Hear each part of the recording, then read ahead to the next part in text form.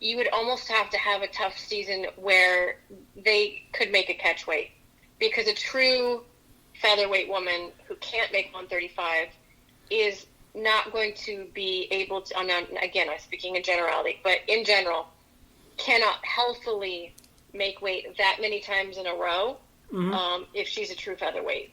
Yeah, exactly. I mean, that's the thing. You kind of have to, you almost have to call it a featherweight season, but they have to, weigh in at weigh-in time at 155 or 150. Yes. And they can smudge that. And I think that was important because people will start to go down to bantamweight and all that as well. And we saw that with when they opened up the flyweight division. When they opened up the flyweight division, half the bantamweight division pretty much went down to 125. They were like going, this is our better weight class, so we're going to go and move down. So that's why kind of what happened. And just looking back through the past years in terms of where if we say a quote-unquote natural weight class for women is usually, I mean, back in the day you were at 135 because, that was roughly between, what 145 was or 135, it was just happened to be where everything kind of was at. But once UFC opened up the flyweight division, then people said, okay, then, well, we're going to start, we have a goal to go to the flyweight division. So everything kind of shortened out into the flyweights and the strawweights, which are pretty much neck and neck in terms of what division's the deepest. So it's kind of crazy, to say the least, in terms of that. So everything kind of eventually went full circle, and eventually, I guess, auto-corrected itself to where everything should be kind of laid out. The past couple years has been that way. I don't suspect that it's going to change anytime soon. In terms of, that being the case, that either flyweight or strawweight is going to be the number one deepest division in the women's divisions at all. But with that in mind, with what's been going on with the PFL, strangely enough, internationally and also here in the United States, obviously, because the tournament was going on, the lightweight division actually has been growing very, very steadily. And I won't be surprised if we end up seeing a little bit more of an influx in terms of the featherweights and the lightweights, just because of what things are going on there as well. So I was kind of surprised that the upper weights we're seeing, more people in the upper weights kind of going in. I had quite a few people that, I know that are in a lightweight situation or a featherweight situation, and, not thinking that their division is deep, but I think that given a year or so, we may see a deeper division coming up in the next couple years, and actually, it might be viable for Mick to add lightweight again. I think that'd be really great. I love the idea of having more divisions. When we were on the panel yesterday, one of the women on the panel, she grapples at, I think, welterweight. And there are a lot of athletic women out there, and it becomes a self-fulfilling prophecy, right? You say that the divisions aren't there, but is that because they really aren't there, or because there's nowhere for them to go, right? If I am growing up and I'm, taller and thicker and muscular and I walk at 180, I don't really see MMA as a viable option for me, because there's no freaking way I'm cutting down to 145, right? So it's hard to say. It's a little bit chicken and eggish, but it is exciting to see that there is growth there. And if there continues to be growth along that trend, I can definitely see Invicta growing a lightweight division. And then once Invicta grows a lightweight division, you never know if Bellator, and I'm glad that PFL has that lightweight tournament. I think it's really cool that they went ahead and did that. Obviously, Kayla Harrison is sort of the cornerstone of that division, but it's cool to me that they're showing that other weight classes exist beyond featherweight. Yeah, and this will transition over to our amateur talk. Just looking at the results right now, there was 38 debuts at lightweight in the amateur ranks. So we're going to see an influx, of lightweights, or some of them probably going to drop to featherweight. Just by that, and then looking at the featherweights, there's 107, 84 debuts at featherweight, and some of those are going to drop down to bantam. So we are going to, we'll see an influx over probably the next couple years that'll bolster those divisions up a little bit more than what we're used to. So I think that'll help out, because I think, like I said, bantamweight took a huge hit. And then featherweight, a lot of the featherweights are trying to get down there as well. But we'll see a bolstering of those divisions coming up as well. And just a side note, atomweight, there was 31 debuts in the amateur ranks. So again, we're going to see a little bit more of a bolster in the next couple years with atomweight. So things are, those divisions are going to progress to a deeper division where they could be sustained a lot more. So it'll be interesting to say the least as well. Total fights in the amateur divisions this year, it was 994 versus what it was 743 in 2018. Again, it was a huge growth between these 2 years. It's just amazing to see how everything's kind of go. I kind of credit a lot of the growth to the International MMA Federation, who've been doing tournaments every year, first for 4 or 5 years. I went to their second tournament here in Vegas. They did 2 or 3 tournaments here in Vegas, and then they've been doing their tournaments, their world tournaments out of Bahrain for the past couple. Why Bahrain was number one in the amount of amateur fights was for that singular reason.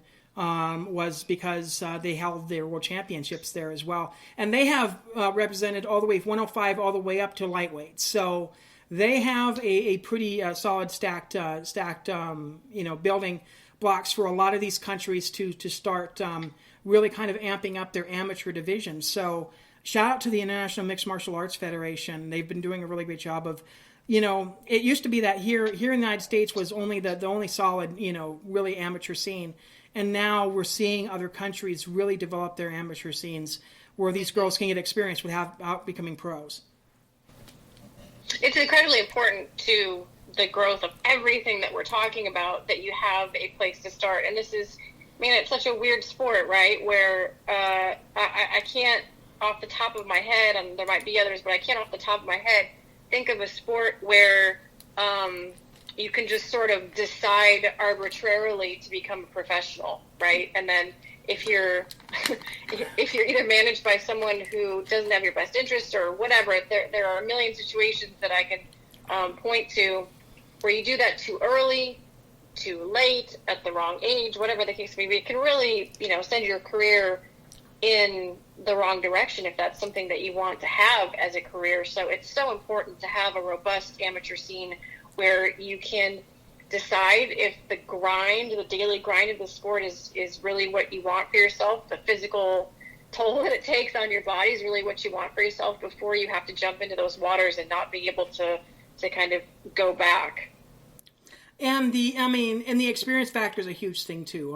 If you really think about it, back in the day, if you were from a foreign country and you wanted to do mixed martial arts, you had to go pro. You couldn't go amateur. There were sometimes in Great Britain, I remember those days, which was tough to. It was kind of tough to do statistics back then because they would have a semi-pro, which really isn't.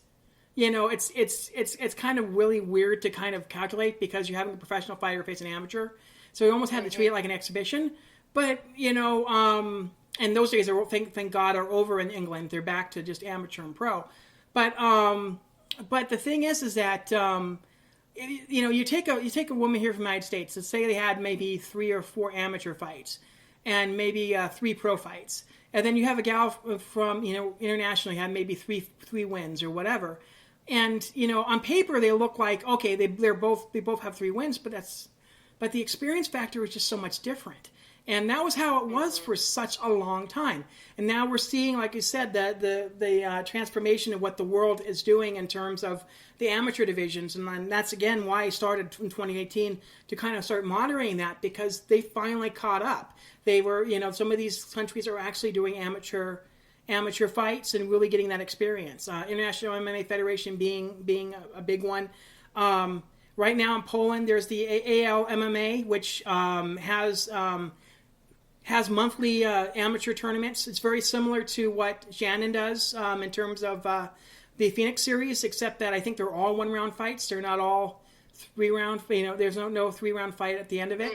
And then what was not on my list, and I marked this on the on one of my articles, Gamma, who is through the one championship. Gamma is their amateur arm. They held world championships this year, but I could not get complete results from them. They never posted them. They only posted was who won, and I do not want to count those in if I don't know, how they won and all that as well. So, and that goes into finishes and all that as well, which we won't get into. But so I couldn't include those. So that number that I gave you in terms of total fights might be more. I've got to email into them to give me those stats, which is kind of weird. I mean, one of the problems I've had tallying these stats is the tree falls in the forest thing, where they'll have it listed. They'll have it listed somewhere. They'll say, okay, we've had this fight card. But if you don't give me results from them, then does it ever exist? And I had posted on my social media accounts, because a lot of fighters follow me. I said, listen, especially the amateurs, listen, right now, nothing's going on. The promoters have absolutely no excuse. Talk to them, make sure your records are correct. Because the promoters can say, okay, yes, we have video, or yes, we can verify that this fight happened. So like people at the Underground or Tapology or Fight Finder can post those so they have accurate information for when other promoters, I know the UFC uses Fight Finder, whenever they do the Ultimate Fighter, they can look and see what your record is. And if it's not accurate, then it's kind of defeating your purpose.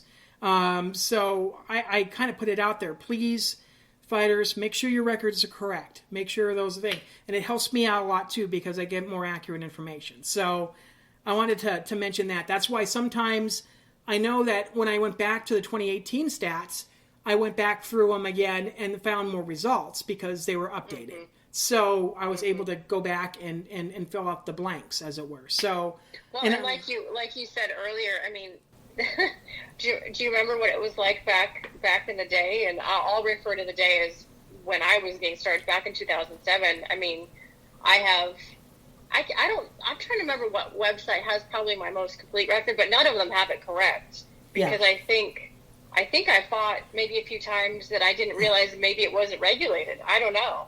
I was just showing up and having amateur fights. But yeah, there are either 2 or 3. I think I'm supposed to have 6-1 as an amateur, and there's no site that you'll find online that'll list all 7 of them. So yeah, it's and you don't think of it as being that big of a deal, and it's obviously not for me now. But those handful of fights add up, especially when you're looking to make that jump to pro and you want to go with a higher level organization like Invicta. It makes a big difference if you can show that you've spent a fair amount of time as an amateur and have done some things that show that you have the experience and you're ready to go pro. And again, when I update the results on my website, I look at the fighter and it'll say under it what their record is. And if they're riding a 5, if they're 5-1 or 6-1 or 6-0 or 4-0 or something like that, I'm going to tap on your thing just to take a look and see how you're doing. If you're on a good solid 3 or 4 fight win streak and a couple of credible opponents, then I'm going to jot your name down. I'm going to give it to Shannon and say, hey, take a look. And that's the thing. I think that, and that's very important for matchmakers too. If they want to find somebody to have fight or whatever. So again, if you're a fighter listening to this podcast, you're not doing anything right now besides possibly training and all that as well. You don't have a fight coming up. Go check your records, and if it's not right, go and let Tapology know, let the Underground know. I personally myself, I use Tapology. It's the most complete that I could find. So yeah, just make sure those things are accurate. have your manager, take care of it. If they have to have any information from the promoters, they're not doing anything right now because we're all kind of stuck.